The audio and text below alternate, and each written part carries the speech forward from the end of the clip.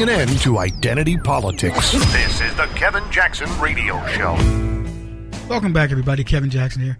I alluded to Villanueva Alejandro being well, I talked about him the other day and didn't know the dude was going to recant and say, I'm afraid I embarrassed my team and all that. And I was just thinking to myself, the amount of pressure that was put on this young man to do that. He knew exactly what he was doing. Don't believe it for a second. Anyway, welcome to the show. Kevin Jackson, KJRadio.com, 844-551-8255. If you believe that Villanueva didn't know he was throwing his team under the bus, blah, blah, blah, by coming out and standing up for the anthem, let me know your thoughts. Because I'm telling you right now, this guy knew exactly what he was doing. He put the people that he served with over his teammates, as he should. And then the realization hit him. You know what? This coach has life and death over me. He determines my salary. Could I make another team? Sure. But it would disrupt my life. This black man intimidated this Hispanic dude, and nobody will say a word about it. You think that's a clean break? No freaking way. And let me tell you about these other players. They're either too embarrassed or they're too scared to not stand up.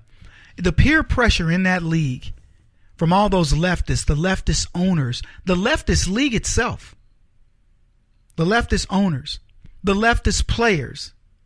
There are many of those players who, if they weren't trying to feather their nest and look good in front of black folks, they wouldn't give two rat butt hairs about Colin Kaepernick or any of these other things that are coming up. They know it's a lie. They don't have the guts. Because it takes guts. It takes guts to go against the grain. That's why it always cracks me up when these leftists say, "Oh, Kevin, you just Uncle Tom. You're two of the white man." I go, really? So you know how easy it would be to just go say what you say? Go. And I've told you guys many times I'd make a fortune. I'd never work again. I'm talking about really work. I'd write books. They'd give me ghostwriters to write my books. I'd have 50 books written by now. I'd be on every panel discussion. I'd be speaking at colleges and universities. I'd be on every talk show. I would be hobnobbing at Hollywood parties like you wouldn't believe. They'd be, man, Kevin, dude, you torched that O'Reilly. Kevin, you beat Sean Hannity. I'm surprised Fox didn't kick him off after you got through with him. They would be talking about me. I would be the belle of the ball. And you go, well, Kevin, you can't, there's no way you're going to argue against it. Let me tell you something. I know how to propose an argument. Give me the best conservative. I will spin him around on race and talk about things to make them go, it wouldn't have to make sense. It would just be in my delivery or my joking with them or whatever. But I promise you, I would have my own comedy show. I would be hosting the Emmys. I would be hosting if ever a Democrat got elected, I'd be the guy doing the press event. On and on. I couldn't even tell you how many things they'd have me doing. I'd be the busiest guy in America, undoubtedly. And I'm not kidding you one iota. Me worth millions in 5 years, I would be worth probably upwards of $100 million. And I'm not kidding. And I tell you, there are times where if I knew I could get my time back and everything would go back to normal and I could just prove it to you, I'd do it. I'd show you instantaneously what would happen if I'd switch sides. So these people that go, man, you're just doing this for that. They're the ones doing it for that reason. God, these athletes, they're making money, but they're afraid. They don't know what's going to happen. They're like, man, I can't get cut. My boy, he's the one sticking up for me. He's the one going to teach me this. If I don't stand up for him, the amount of pressure that's being put on these guys, and that's exactly what happened to this guy Villanueva. So Roethlisberger, he came out, quarterback of the Steelers, probably, blue chip dude. This is the guy that runs the show over there. Quarterbacks can get coaches fired. And Roethlisberger issued a statement on his blog, and he said this: I was unable to sleep last night and want to share my thoughts and feelings on our team's decision to remain in the tunnel for the national anthem yesterday. The idea was to be unified as a team when so much attention is paid to things dividing our country. But I wish we'd approached it differently. We did not want to appear divided on the sideline with some standing and some kneeling or sitting. As a team, it was not a protest of the flag or the anthem. I don't care what Roethlisberger or anybody says. Don't try to convince me of that. That is exactly what it is. They say that. All of them say it because they want you to try to draw a point of view. Well, it really didn't mean that. I mean, they're mad about what's going on. No, it's not.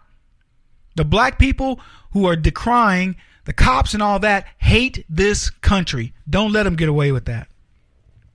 He says, for me and many others on the team and around the league, it is a tribute to those who commit to serve and protect our country, current and past, especially the ones that made the ultimate sacrifice.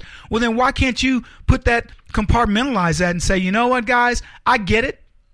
You seem to have a grievance with what's going on in this country, but let me tell you something. I don't, Mike Tomlin, you racist piece of crap, you. Because that's what Mike Tomlin is. He's the black coach that supports Hillary Clinton to the hilt to this day and supports Barack Obama.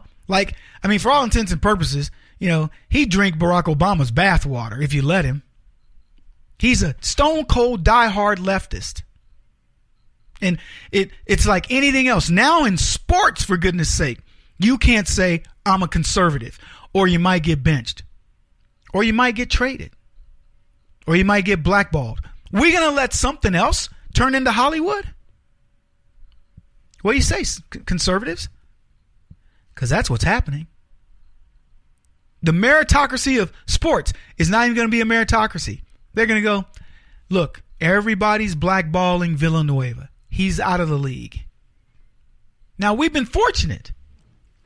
We've kept Colin Kaepernick out of the league because we made it about the flag. We made it about all these things. You let this go. If you don't hunker down and start saying the right things and repeating after me, this is about the flag and the anthem and your anti-American attitude. And if you don't stand for this flag, you will fall for anything. And that's what they did. They got down on their knees for a lie. That's what it is. And you better be repeating that to them. No, Kevin, seriously, I know a lot of these guys. I don't care who you know. If they did not stand for the anthem, it means they will let you down. Let me ask you this. Do you think in harm's way, any of the military that served this country would do that? I'm not talking about any racist black militants in the military. I'm talking about the people that really love this country. Do you think there's anything that would make them take a knee and not support the national anthem or the flag? Answer me that question. Because I'm going to tell you something. This is about me. This is personal. I would never not respect this country's national anthem or its flag. Never.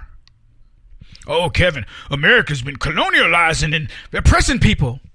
So what? So is every other country. If you think you're going to tell me something about this country that's going to make me denounce it and take a knee on behalf of a terrorist organization, you must be losing your mind. And oh, by the way, let me put this down so I can come kick your butt, because that's what's going to happen with me. Our military should be the same. Look, I don't care what these guys, they're a high-paid bunch of pansies as far as I'm concerned. But if you're told that if it's a sign of respect and that's what we're going to do, doggone it, do it. Or go do something else. You know what? They don't say the national anthem when you go work for the city on the brush truck. They don't go, hey, everybody come around, all you janitors and brush truck people, let's say the national anthem. You go to work, go do your job. Nobody gives a crap. But if you're going to make that kind of money, and oh, by the way, the taxpayers pay you to say it, you freaking say it. And you better stand, every one of you, with the hands over your heart. If I see anything that looks crazy in the picture, you lose your money. You kidding me? Then Roethlisberger goes on, I appreciate the unique diversity in my team and throughout the league and completely support the call for social change and the pursuit of equality. Shut up. Everybody's equal. Who gets on that field? Pikers? Moving forward, I hope standing for the anthem shows solidarity as a nation, that we stand united in respect for the people on the front lines protecting our freedom and keeping us safe. God bless those men and women. Hey, Roethlisberger, you had your chance. You had your chance to say to Mike Tomlin, that racist piece of crap, I'm not doing that, Mike Tomlin. Find another quarterback if you need it. I'm not doing it. I will not disrespect the people who allow us to survive in this nation. By the way, the 384,000 Republicans in the North who fought to free you, I will not disrespect those warriors because you don't want to support the flag. Screw you. Trade me if you want. That's what I would have said. He won't stop until he's the top-rated radio talk show host in America. What kind of weird competitive freak are you? This is the Kevin Jackson Radio Show.